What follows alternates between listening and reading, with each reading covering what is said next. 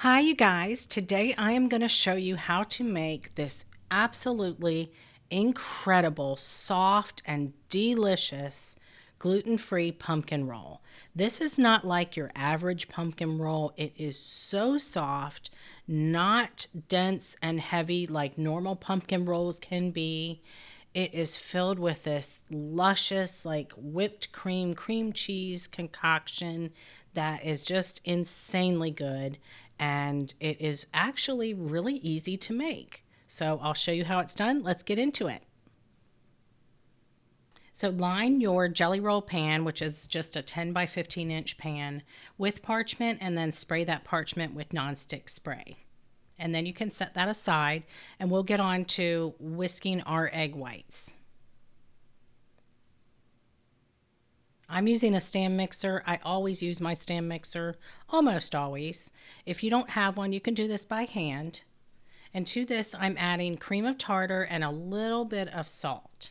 And I'm going to set this at medium-low just until it gets frothy. So while that's happening, we'll go ahead and combine our wet ingredients, which is melted butter, pumpkin straight out of a can, the solid pack, not the pumpkin pie filling, and we'll also add vanilla to this. If your pumpkin came out of the fridge for whatever reason, you want to make sure that is at least at room temperature. So if you need to microwave this mixture, go for it, taste it, make sure it is warm at least, or semi-warm, and not really cold. So now we'll just sift the dry ingredients together. This is gluten-free all-purpose flour. I'm using my blend. You could probably use a store-bought blend. And this is pumpkin pie spice, a homemade, with baking powder. So the pumpkin pie spice consists of cinnamon, nutmeg, ginger, and a little bit of ground cloves. And just sift this through. We're going to sift it one more time because this is what also contributes to the lightness of this cake. So let's get back to our egg whites. And they are foamy now, so we're going to add the sugar in a little bit at a time. I'm using brown sugar here. This really seems to go well with pumpkin.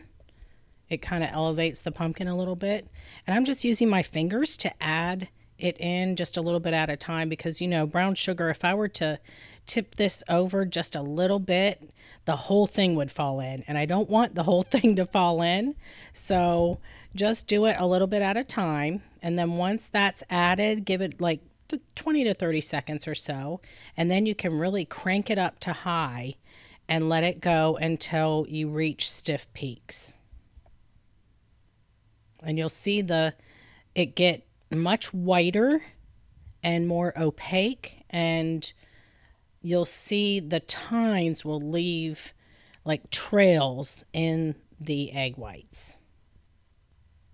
Just like this. When it gets to that point, you'll want to stop and check it before you go too far.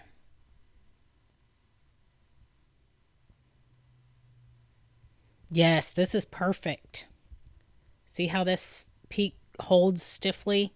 That's exactly what you want. Now you can transfer that to another bowl if you don't have more than one bowl for your mixer, and then just use the same dirty bowl and dirty whisk for the next portion of this. And this is beating the egg yolks with some more brown sugar. And we want to do this as well until it's nice and thick. And that takes a few minutes, not too long. We'll start out on low and then really crank it up as well. And then this one is called the ribbon stage. See how much lighter and paler in color this is? It's nice and fluffy. So let's see if we're there. Yes, we look to be there. So when you take the tines of your whisk and pull it up, see how that ribbon just like kind of lays on the top for just a couple of seconds before it melts back into the batter? That's exactly what you want. So stop at this point, and now we're going to sift the dry ingredients back over the egg yolk mixture. Like I said, this double sifting will really help create that lightness that I'm going for in this cake. Maybe you really love pumpkin rolls that are dense and heavy. This recipe is not for you if that's what you like. I am more of a light and fluffy and airy kind of pumpkin roll person.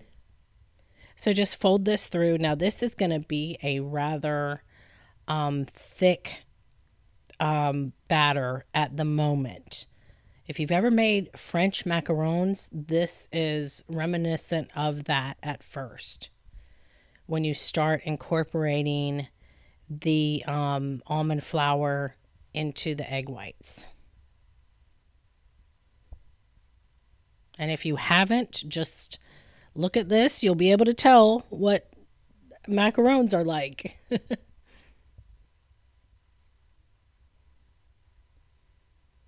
Okay, that's perfect. So take about a quarter, just a spoonful, about a quarter cup or so of this mixture and put it into the pumpkin mixture because we want to lighten that up just slightly so it's a little easier to incorporate into the egg yolk mixture.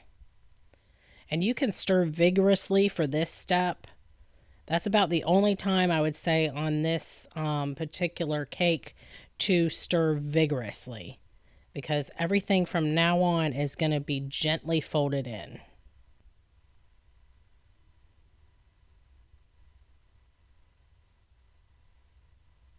And you'll see as you start folding this in that the egg yolk mixture really lightens up. And it's so much easier to fold in.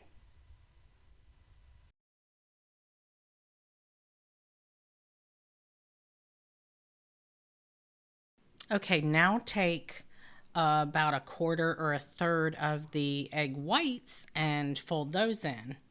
And this is all to get the same similar textures so you won't deflate anything too much.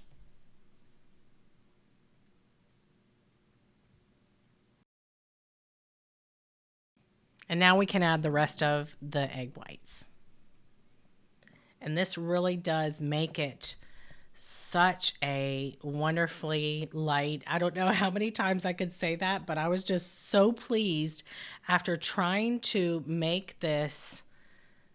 I think I tried making my version of a gluten-free pumpkin roll 5 times last year. And I finally had to get on with my life and just put it aside. And I said, I'll try again next year. And here we are next year. And I was like, darn it, I'm going to do this. I'm going to get this right. And this time it took me, I think this was the second time that I finally found the right concoction that I wanted. I would look up recipes and I'd see like the perfect filling, but then the cake itself was still quite dense. It didn't have those egg whites whipped separately, or the filling was horrible and the cake was perfect. I just couldn't get it right, and I finally decided to mismatch a couple of different recipes and then make them the way I wanted to make them, and it turned out perfect. So here is the result of that. Okay, so this is ready to go into the oven or into the pan, and I apologize, my camera battery died when I was pouring it into the pan, but you get the gist. Just smooth it out and put it in a 350-degree Fahrenheit oven for 10 to 12 minutes or until it springs back when lightly touched, just like this. Or you can use a toothpick, insert it into the center, and it comes out clean.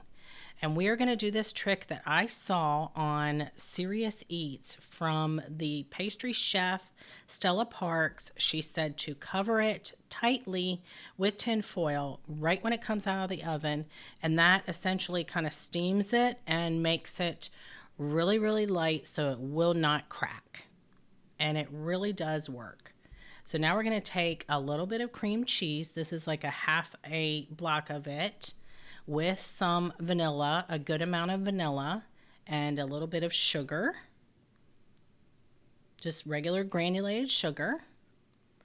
and just whisk those up until the cream cheese is not lumpy. It's nice and smooth. And once we've got to that stage, we can add cold heavy cream. And this is the filling. That is it. It is so good, you guys. And we're going to whisk this to stiff peaks.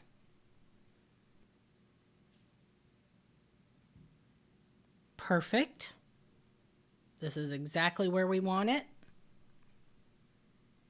Now we can spread the filling all over the cake.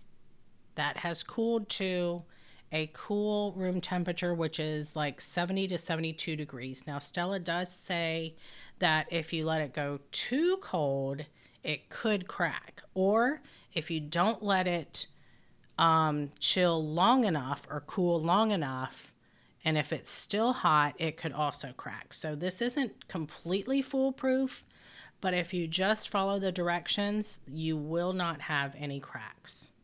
So I'm spreading this almost to the edges. So try to leave about a ½ inch empty at the far end and just start rolling. Now in hindsight, I should have taken this out of the pan before I rolled it, but no, you should do that when you go to make this. But using the parchment as a guide, look at how easy this is to roll up. No cracks. No cracks at all. And like I said, I should have taken it out of the pan because it is such a light, very light cake. It is hard to maneuver. And here's another thing I did wrong.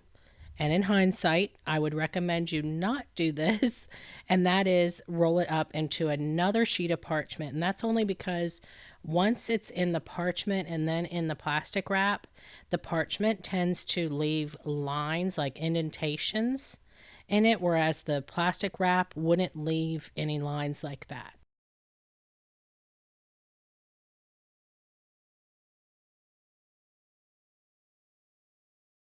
So now we put this in the fridge for at least 4 to 5 hours. I left mine overnight, and I like to serve it cold because it is such a light cake. It doesn't need that coming to room temperature because the filling especially is super light, so it's not like a really hard, dense cream cheese frosting of sorts. It can handle being served cold. And actually, in my opinion, it's better cold. So I just cut off the ends to make it look prettier before I put it on the serving platter. And of note, because this is such a light cake, it tends to want to flatten on one side. So if you want to rectify that, you could probably go in every, 30 minutes or so and turn it over. And you might get a nice round roll, but you're still going to get a really beautiful roll. And look at this, you guys. Look at how you can see in the video how light it is. It's just heavenly, absolute heaven. And I sprinkle it with powdered sugar on top. There's no need for any kind of frosting or anything like that. You can do that, but it's really like overkill. So I hope you guys get a chance to make this year, and I hope you enjoy it.